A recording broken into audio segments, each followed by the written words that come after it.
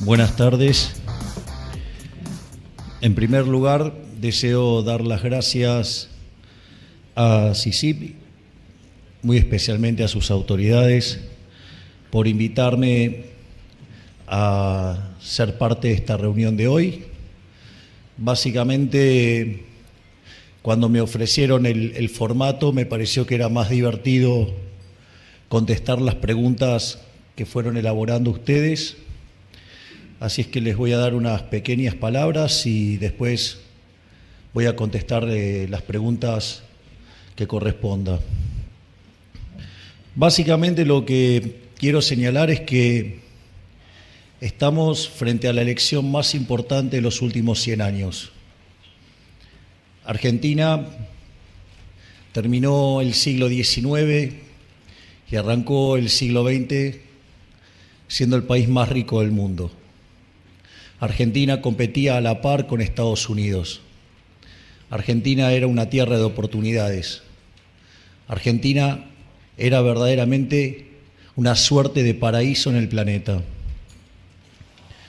Sin embargo, conforme fuimos abandonando los valores de la Constitución de Alberdi, conforme nos fuimos separando de las ideas de la libertad, Argentina comenzó un proceso de decadencia brutal. En ese sentido, hoy Argentina, al tipo de cambio paralelo, que es el de verdad, que es el que cuenta, se encuentra 130 en el ranking mundial, es decir, estamos debajo de la mitad de la tabla, con 45% de pobres, 10% de indigentes, con una inflación acelerando y con un conjunto de desequilibrios macroeconómicos que nos pone a las puertas de la peor crisis de la historia argentina. En ese sentido, nosotros lo que estamos llamando es a la población a indagar sobre qué tipo de modelo quiere, digamos, qué tipo de sociedad quiere, cuáles son los valores que quieren abrazar. De manera simplificada, los dos modelos en pugna hoy nos hace enfrentar sobre si queremos seguir con esta dinámica inflacionaria que va camino a una hiper o queremos estabilidad monetaria. Si queremos seguir por este sendero decadente que nos está condenando a ser la villa miseria más grande del mundo, o queremos sentar las bases de un proceso de crecimiento y que nos devuelva los primeros lugares del ranking mundial. Nos planteamos también si queremos seguir con este modelo corrupto que nos hunde o queremos verdaderamente abrazar los valores morales que han hecho grande a este país. No solo eso, nos planteamos también el tipo de democracia que queremos. Es decir, por un lado están los valores de Alberdi, la democracia liberal, a la que adherimos nosotros, donde básicamente consta en el respeto de las minorías. Pero enfrente tenemos la versión donde se lleva todo puesto, ¿sí? La versión de la democracia que pareciera que es un consenso, digamos, que es la tiranía de las mayorías y que una mayoría circunstancial da lugar a cualquier estropicio. Eso, digamos, que también Hayek lo llamaba democracia ilimitada, más popularmente se conoce como populismo. Por lo tanto, también venimos a plantear esta discusión entre populismo y república. Y eso probablemente, a la luz de tantos años de decadencia y de tantos años de desapego a los valores de nuestra Constitución inicial, casi que parece un salto al vacío, cuando en realidad el verdadero salto al vacío es seguir haciendo estas cosas, seguir, digamos, con este camino de estancamiento, decadencia, inflación, empobrecimiento. Sin embargo, la maquinaria del Estado puso la discusión al revés. Entonces, lo que hay que tener en claro es que el miedo no conduce a nada, porque el miedo lo que genera es parálisis. Y si se paraliza la gente, el problema es que gana el statu quo, gana este modelo decadente. Entonces, lo que nosotros estamos proponiendo es un cambio verdadero, un cambio que ya lo aplicamos en nuestra historia. La que nosotros proponemos se puso en marcha en 1860 y de ser un país de bárbaros, en 35 años nos convertimos en la primer potencia mundial.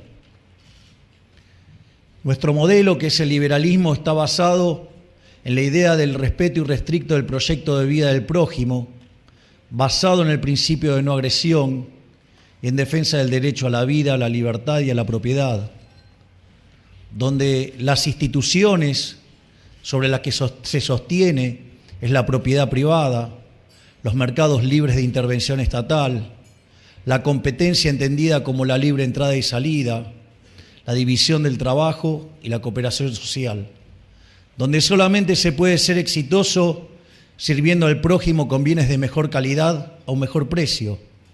De hecho, los empresarios, en lugar de ser perseguidos como son perseguidos por estas tiranías de la mayoría, deberían ser reconocidos como héroes.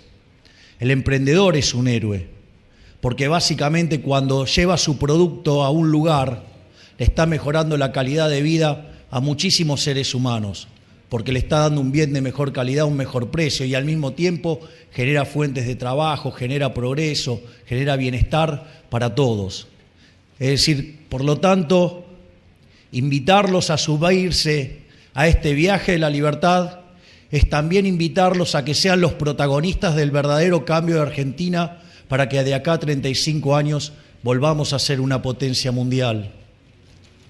Y la realidad es que cuando uno mira los números, más allá, digamos, de los casos particulares que podríamos estar describiendo, los números son muy contundentes, porque señala que aquellos países que son más libres son 8 veces más ricos que los reprimidos. Es más, el decil más bajo de la distribución en el país libre está 11 veces mejor que su par en el país reprimido, y no solo eso, sino que además está mejor que el 90% de la población del país reprimido. Es más, hay 25 veces menos de pobres en el formato estándar, 50 veces menos en el formato extremo, y no solo eso, la gente vive un 20% más. De hecho, Argentina, por ejemplo, respecto a Europa, la esperanza de vida en Europa es 8 años mayor que en Argentina. Por lo tanto, lo que quiero decir es que existe un futuro mejor. Ese futuro existe, ese futuro es posible, pero solamente lograremos ese futuro maravilloso si ese futuro es liberal. Muchísimas gracias. Una cuestión de tiempos. Vamos a ir derecho a las preguntas y aclarar ante todo que por una cuestión de ecuanimidad y de imparcialidad con los dos candidatos, las preguntas van a ser las mismas y fueron surgidas del G6. Bueno, va la primera, Javier. ¿Cómo va a enfrentar las distorsiones en materia de precios relativos, deudas comerciales del exterior, reservas negativas, inflación creciente y brecha cambiaria, compatibilizando este programa con la demanda social creciente en el marco de un índice de pobreza que está aproximadamente alrededor del 42%? Sigo con la tercera, si querés. Sí. Agrupalas. Desde el 2012 que Argentina no crece. ¿Cuál es su visión para relativizar la economía y promover el crecimiento? ¿Cómo planea equilibrar la intervención estatal y la participación del sector privado para estimular la economía?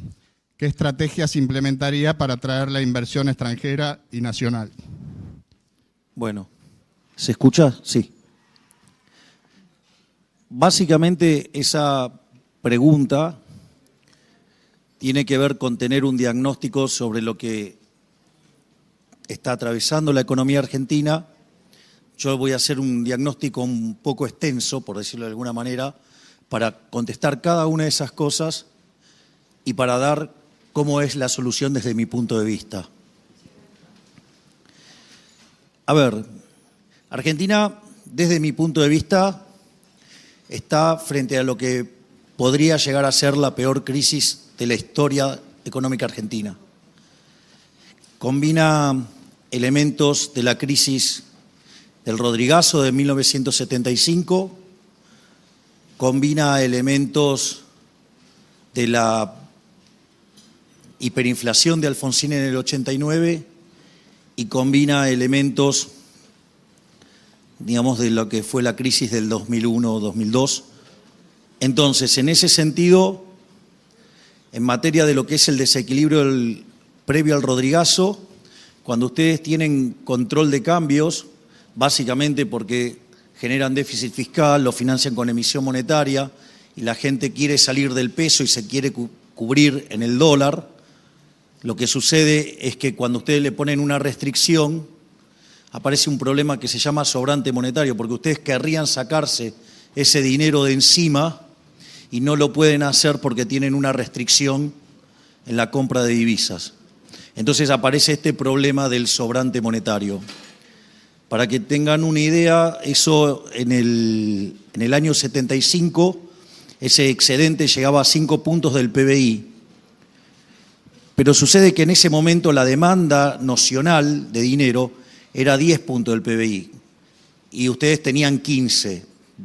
Entonces, fíjense que lo que estaba sobrando era el 50% de la demanda de dinero. Y en ese cuadro, cuando Celestino Rodríguez se queda sin dólares y no le queda otra que sincerar, la tasa de inflación se multiplica por 6. O sea, pasa del 30 al 180%. Y lo más grave, que la pobreza pasa del 5 al 25%, o sea, se multiplica por 5. Hoy esa situación es muchísimo peor porque la demanda nocional de dinero son 5 puntos del PBI y la observada está en 10. Quiere decir que el desequilibrio no es del 50%, sino que es del 100%. Por lo tanto, en materia de desequilibrio monetario, estamos mucho peor que en la previa del Rodrigazo. Por otra parte, en lo que tiene que ver con el balance del Banco Central, la relación entre pasivos remunerados, hoy tienen el nombre del ELIX, versus la base monetaria, tenemos números que son peores a los que teníamos en el primer trimestre de 1989, es decir, la previa de la hiperinflación de Alfonsín. Esto reviste una gravedad enorme porque podría implicar que en el lapso de 30 a 90 días podríamos estar multiplicando por 4 la cantidad de dinero, con lo cual sería un verdadero incendio. Y como si todo esto fuera poco, los indicadores sociales que tenemos en términos de pobreza e indigencia son muchísimo peores que los que teníamos en el año 2001.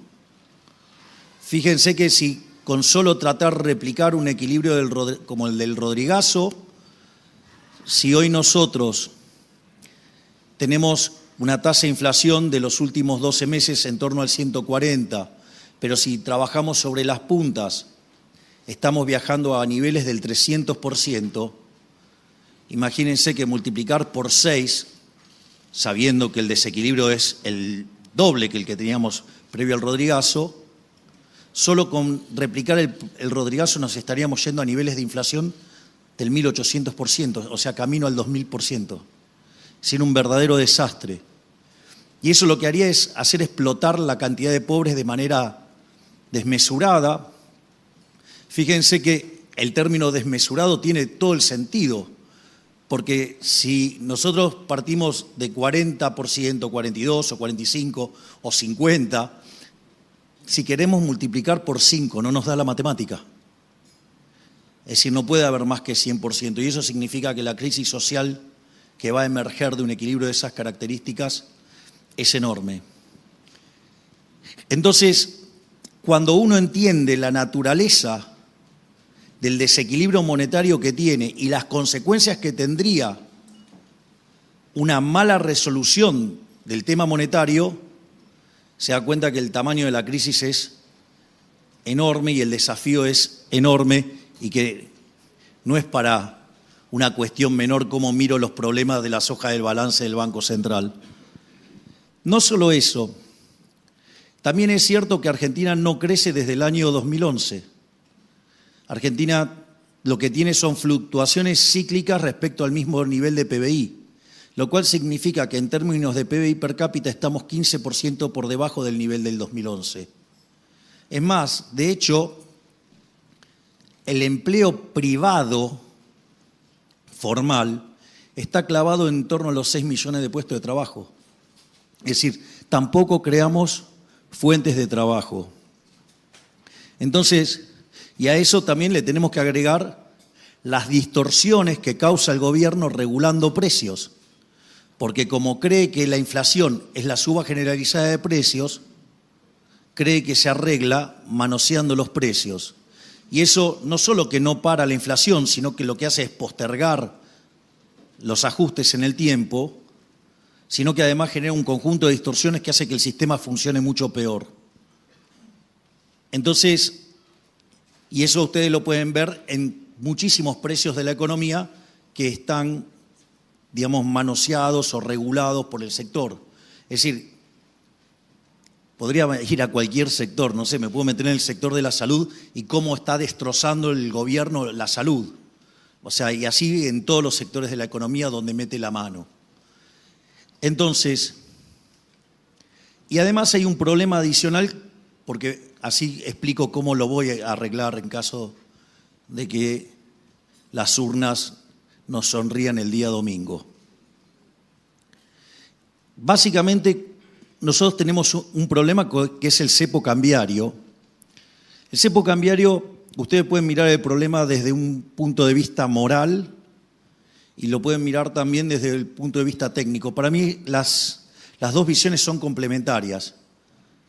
El tema moral no es una cuestión menor y muchos economistas la dejan de lado y no la consideran. Y para mí es vital.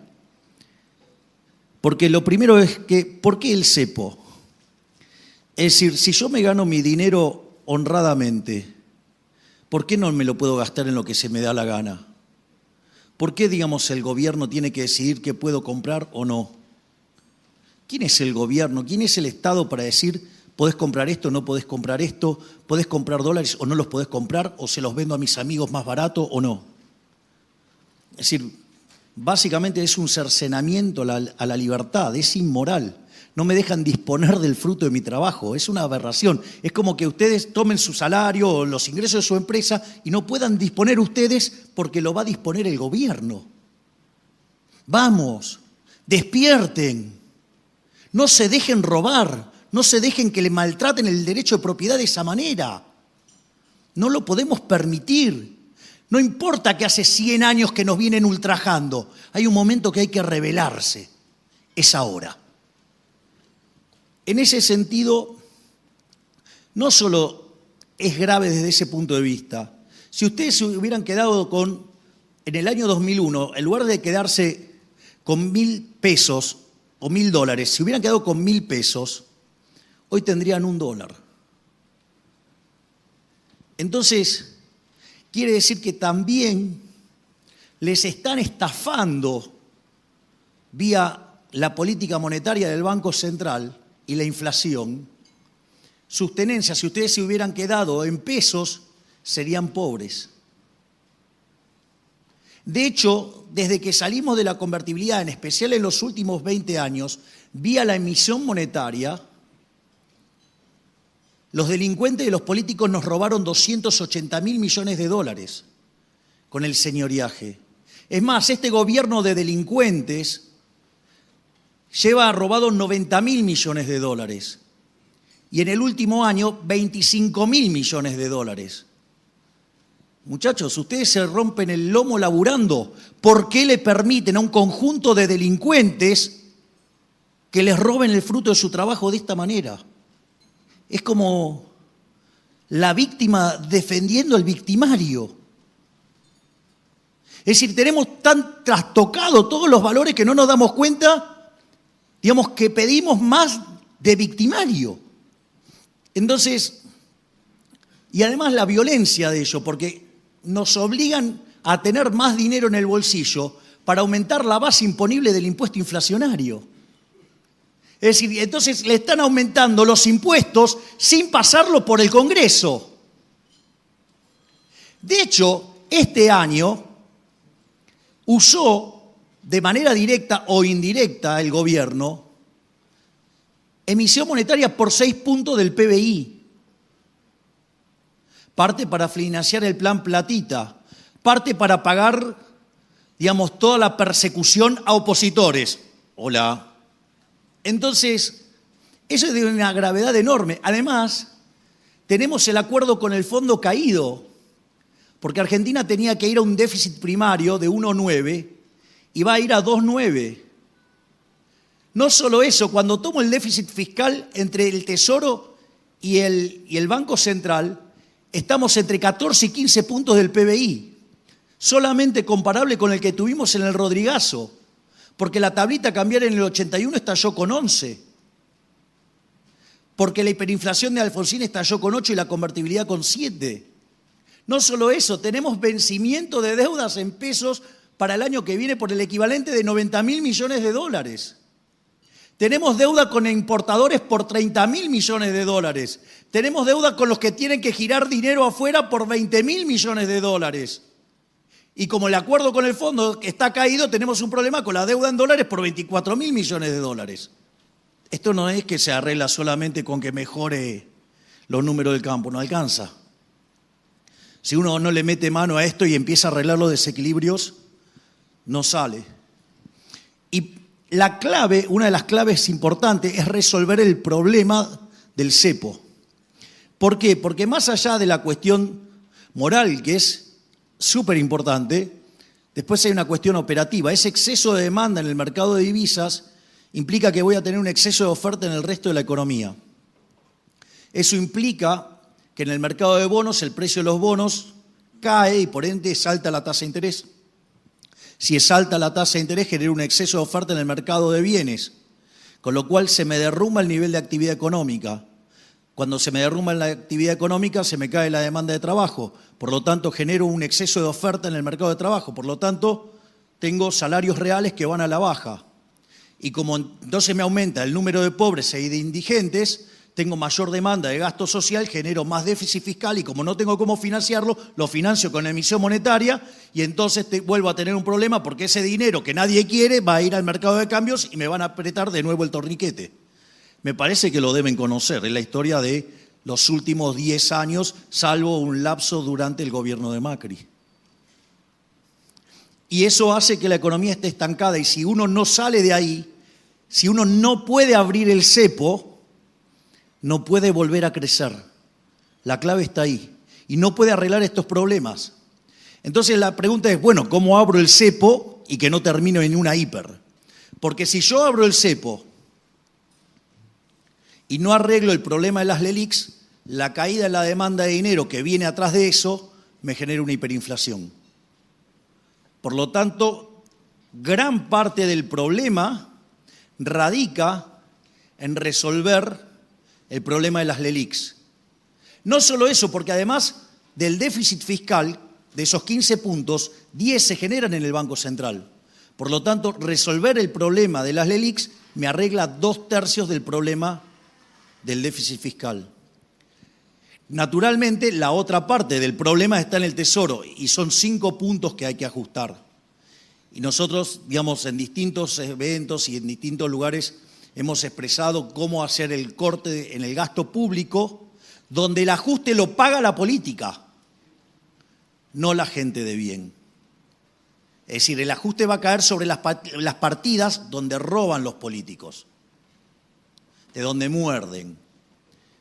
Entonces, una vez que uno resuelve el problema del cepo, una vez que uno resuelve el problema fiscal, la apertura del cepo, al eliminar ese exceso de demanda en el mercado de divisas, me cierra todos los excesos de ofertas restantes.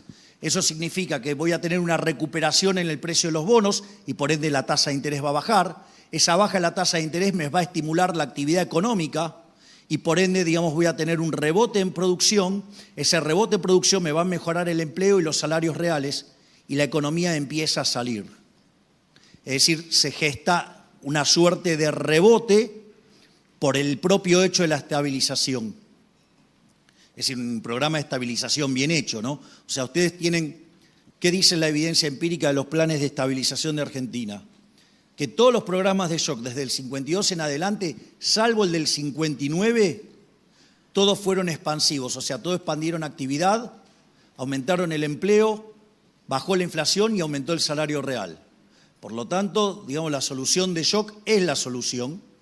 Y la clave para que estos programas sean expansivos es que el ajuste fiscal, a ver, en realidad ustedes tienen un problema de desequilibrio entre ahorro e inversión y que tienen que aumentar el ahorro. Bueno, el ahorro tiene que aumentarlo el fisco. Ahora, que es la madre de todos los males. Como decía Reagan, el Estado no es la solución, el Estado son los problemas.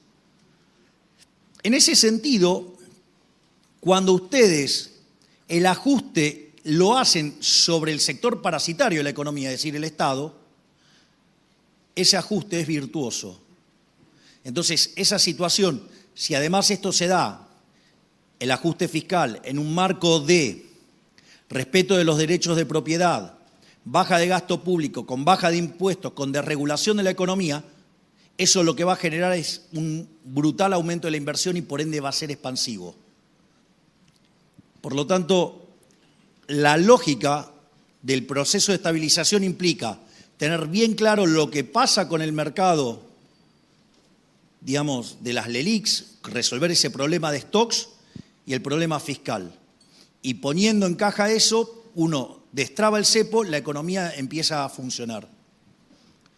En cuanto a lo que tiene que ver con el crecimiento, cuando uno estudia la evidencia empírica del crecimiento, el 70% del crecimiento económico es explicado por el capital humano. Y de hecho, nosotros somos la única expresión política que al tema de capital humano le da tanta importancia que lo pone en el centro de la escena dándole un ministerio. Y ese ministerio tiene 4 secretarías. Hay una secretaría que es el de Niñez y Familia, hay otra secretaría que es la de Salud, Educación y Trabajo. En ese sentido, ¿por qué tiene este armado? Porque cuando ustedes miran, el crecimiento económico en el planeta comenzó, digamos, en el siglo XVIII. Ahora, cuando miran el siglo XVIII, el crecimiento era explicado fundamentalmente por las mejoras sanitarias y de alimentación. Es decir, el capital humano de primera generación. Por eso es tan importante ocuparse de la niñez y la familia.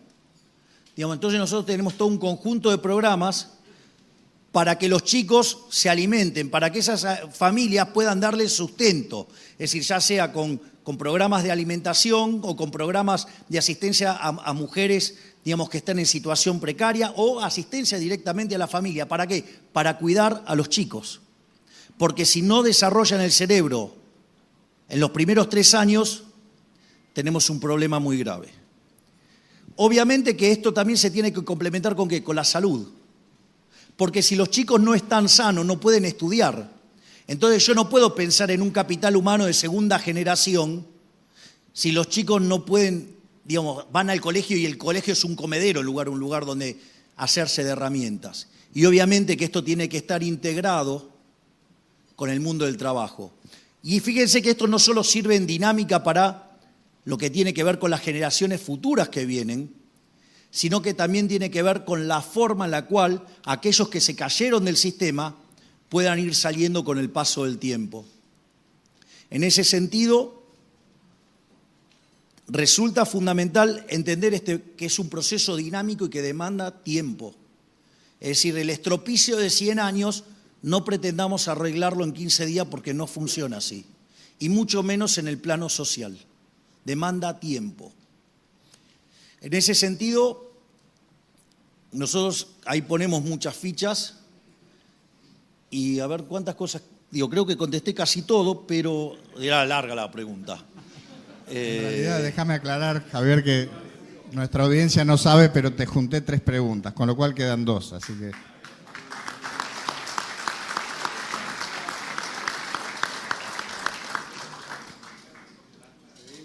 Seguimos con las otras 2, entonces. A ver, la infraestructura es un requisito fundamental para insertar nuestra producción en el mundo. Argentina registra un gran deterioro en esa materia. ¿Cómo plantea incentivar el desarrollo de infraestructura? Bien. Lo primero que es muy importante es que derribemos ciertas falacias en materia de la obra pública y la infraestructura y demás. Es decir, no nos dejemos engañar ni correr con eso de que la obra pública genera empleo. Eso es mentira. Eso es mentira. Y ahora voy a explicar por qué. Porque cuando ustedes van a hacer una obra pública, ¿con qué la pagan? ¿Qué? Dios sale de dónde? ¿Cae de un árbol? ¿Se paga con qué? Con impuestos. Ya sea con impuestos presentes, explícitos, con lo cual si ustedes le cobran impuesto a alguien, entonces están financiando esa obra pública, pero le están detrayendo capacidad de demanda a quien está pagando el impuesto y por lo tanto se derrumba la demanda en otro lugar. Por lo tanto, no es cierto que crea empleo. Lo que hace de última es trasladarlo de un lado al otro. O sea, no crea empleo. En el mejor de los casos, traslada de un lado al otro. Pero eso sería cierto si, solo si, la eficiencia del Estado sería equivalente a la del sector privado. Me temo que no es el caso. Porque además, digamos, ya con el solo hecho de tener que financiarlo, hay una pérdida de bienestar. Pero no solo eso. La pregunta es, si eso lo está haciendo el Estado y no lo estaba haciendo el privado, quiere decir que lo está haciendo por la fuerza. Quiere decir que la gente quería gastar esa plata en otra cosa, con lo cual hay una pérdida de bienestar porque yo quería, no sé, consumir anteojos y me están sacando la plata para financiar la obra pública que quiere hacer un determinado político. Y bueno, obviamente que siempre están las filtraciones. Que dicho sea de paso, el BID actualizó el trabajo sobre eficiencia del gasto público y adivinen quién es el peor país del mundo. Argentina. ¿Y saben cuánto es en términos de PBI? 7,5. Miren si hay para recortar y sacarle robo a los políticos. Pero bueno, ni que hablar del rubro filtraciones. Pero bueno, ese es otro tema. Entonces, lo primero que hay que entender es que no es necesario que esté el gobierno metido en el medio. Y que la realidad es que cuando el gobierno se mete en el medio, lo más probable es que genere más daño, ¿sí?, que beneficios. O sea, el costo de la intervención del Estado es peor, digamos, que la situación original. En ese sentido, nosotros lo que estamos planteando es un modelo a la chilena, que es un modelo de iniciativa privada, donde supongamos que, no sé, yo quiero hacer una ruta entre los anteojos y el micrófono. Entonces va una empresa, le propone al gobierno hacer esa ruta, le lleva un estudio de prefactibilidad, con ese material el gobierno hace un estudio de si ese proyecto es socialmente deseable y en caso de que sea deseable, se lo autoriza. Y si sale bien, bárbaro, y si va mal, quiebran. Y si la metodología es un BOT, o sea, el de construir, operar y transferir, como esa obra después va a volver al Estado, va a ir al Estado, una de las cosas que ustedes pueden hacer es armar estructuras de financiamiento de ingresos mínimos garantizados para que justamente bajar el costo del financiamiento y permitir que haya más inversiones. Entonces la pregunta es, ¿funciona? Y sí, miren cómo están las rutas en Chile. Mientras que en Argentina solamente el 16% de los caminos que están registrados están asfaltados. Es decir, vienen con el Estado presente y que te va a dar esto y te va a dar lo otro, y sucede que solo el 16% es asfalto. Digo, yo lo señalo para que tengan idea de la estafa que es el Estado. Entonces, en ese sentido, bueno, siempre hay una parte que se beneficia de hacer negocio con el Estado. Si yo cobro por la ruta y no la hago, ese beneficio, además, probablemente tenga ahí un defensor del Estado. Lo que quiero decir es que esto se puede hacer, se hace en Chile y se hace exitosamente. Entonces nosotros nos deberíamos preguntar por qué los políticos se oponen a eso. Y miremos las contrapartes privadas y vamos a ver los inicios los indicios de la corrupción. Por lo tanto, ¿cómo lo vamos a resolver? Con el modelo chileno. ¿Quieren ver cómo funciona? Miren del otro lado de la cordillera, funciona bárbaro. Eso sí, no es apto para corruptos. Gracias, Javier. Bueno, y va la última. ¿Cuál es la agenda externa que plantea para el posicionamiento argentino en el concierto geopolítico global? ¿Y cómo se compatibiliza esta agenda con la agenda de Mercosur? Bien. Bueno, ahí también tengo que dedicarme algunos minutos en desarmar la campaña negativa. Básicamente yo separo la cuestión de las relaciones con el mundo en lo que tiene que ver en la parte diplomática y lo que tiene que ver en la parte comercial. En la parte comercial, como liberal, no les debería sorprender que sea un devoto del libre comercio. Eso no debería sorprenderle a nadie. Es más, la evidencia empírica está de mi lado, porque aquellos países que son más abiertos están entre 9 y 10 veces mejor que los países que son cerrados.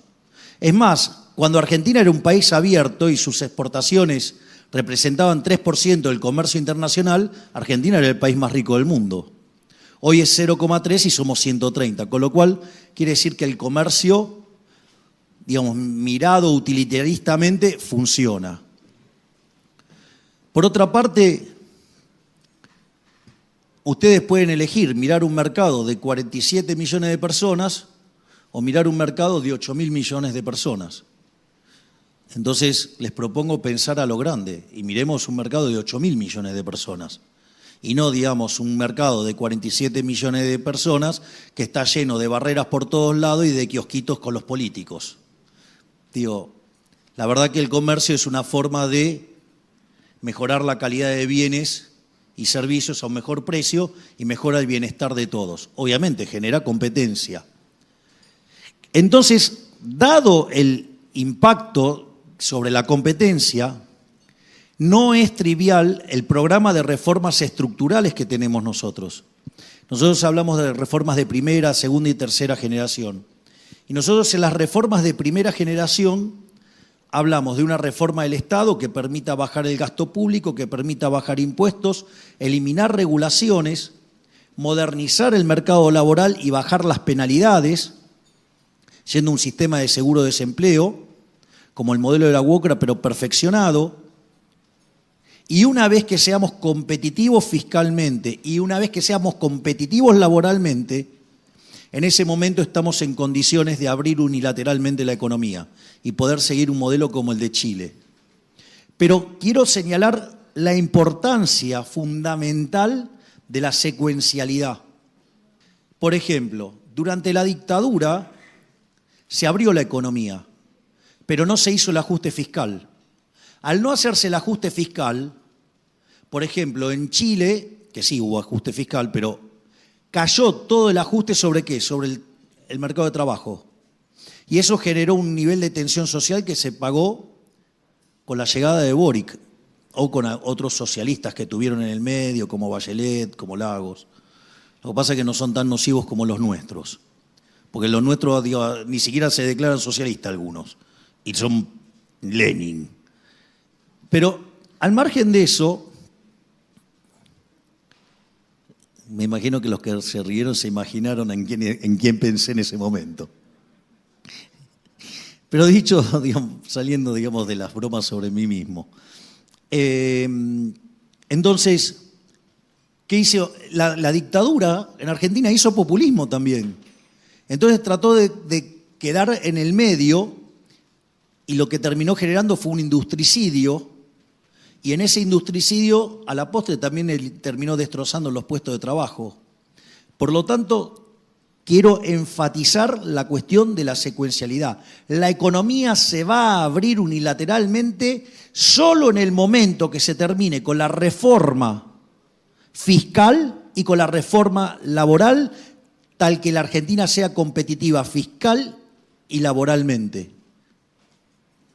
Y no solo eso, porque la agenda de desregulación también tiene algunos componentes muy delicados. Ahora tengo que explicar un tema muy técnico y lo voy a tratar de explicar fácil, que tiene que ver con algo que en teoría económica se llama la teoría general del segundo mejor de Lipse y Lancaster. Supongamos lo siguiente, no sé, yo voy al médico y entonces me dice, bueno, mire, no puede fumar más. Y a mí eso no me molesta, ¿por qué? Porque no fumo. Ahora, si fumo 4 atados de cigarrillo por día, tengo un problema enorme, ¿está claro? Es decir, lo que importa es si las restricciones son efectivas. ¿Cómo se aplica esto? Yo lo que veo que a lo largo de la historia argentina, distintos gobiernos, para no arreglar el problema central, van haciendo que meten parches y meten restricciones y regulaciones por todos lados. En ese contexto aparece una restricción que opera sobre un sector. Y obviamente que como toda acción del Estado lleva a un resultado peor, los políticos, en lugar de asimilar que son ellos el problema y no la solución, ¿qué hacen? Ponen otra restricción, que tiene la forma de restricción, pero es un parche. Y ustedes tienen restricción y parche. ¿Cuál es el problema si yo no sé diferenciar entre un parche y una restricción? Que si yo levanto el parche, porque visualmente se parece a una restricción, ¿cuál es el problema? Quiebra una empresa por una decisión del gobierno. Entonces, lo que yo tengo que levantar son las restricciones y los parches se van a caer solos. Por eso, dentro de la estructura que nosotros estamos armando, cada uno de las secretarías que están dentro del Ministerio de Economía y que tienen que ver con los sectores, nosotros estamos convocando a especialistas de cada sector. Porque no sea cosa que por una decisión administrativa de alguien que no sabe diferenciar entre restricción y parche, mandemos a la quiebra una empresa. Y eso es imperdonable. Porque el salame que, digamos, se equivoca cuando hace la matemática, bueno, agarra y escribe otro paper y se terminó el problema. Pero si a ustedes le hicieron quebrar la empresa, el problema es bastante distinto. Entonces, a veces parece que ese problema los economistas no lo tienen internalizado de todo. Nosotros sí lo tenemos claro.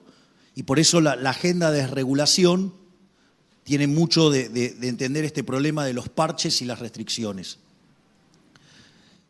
Ahora bien, entonces eso lo que da es todo el contexto de cómo es la cuestión comercial y cómo va a ser en el tiempo. Obviamente, yo considero que el Mercosur ha fallado brutalmente.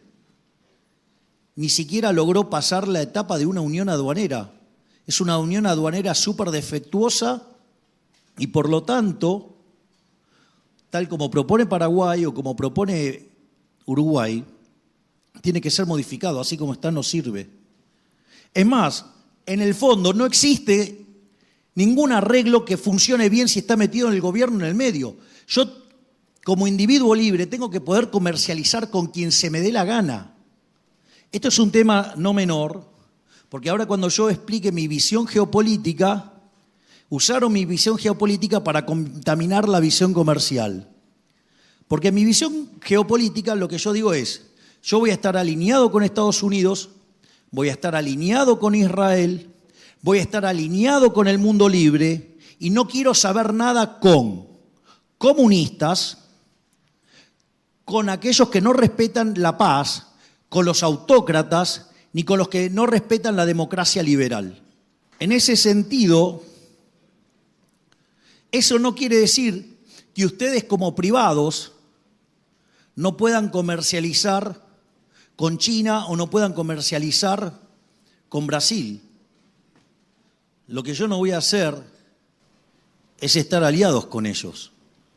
Yo no puedo ser aliado de los comunistas, no puedo ser aliado de los que desprecian la libertad, no puedo ser aliado de alguien que pone recursos para interferir un proceso electoral en otro país. ¿Está claro? Ni mucho menos regalar a los campeones de la soberanía, regalarle después bases militares en el sur.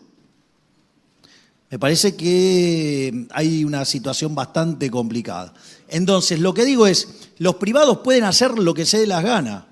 Y después tampoco, digamos, o sea, romanticen tanto la relación con Brasil. ¿En qué términos? Muchachos, o sea, Alberto Fernández, mientras que estuvo Bolsonaro, no le habló nunca. Así que tampoco es tan grave. Es decir, y el comercio tiene que ir por las vías del sector privado. Por lo tanto, ustedes hacen negocio con Brasil, sigan haciendo todo lo que quieran. ¿Quieren hacer negocio con los chinos? Sigan haciendo todos los negocios que quieran.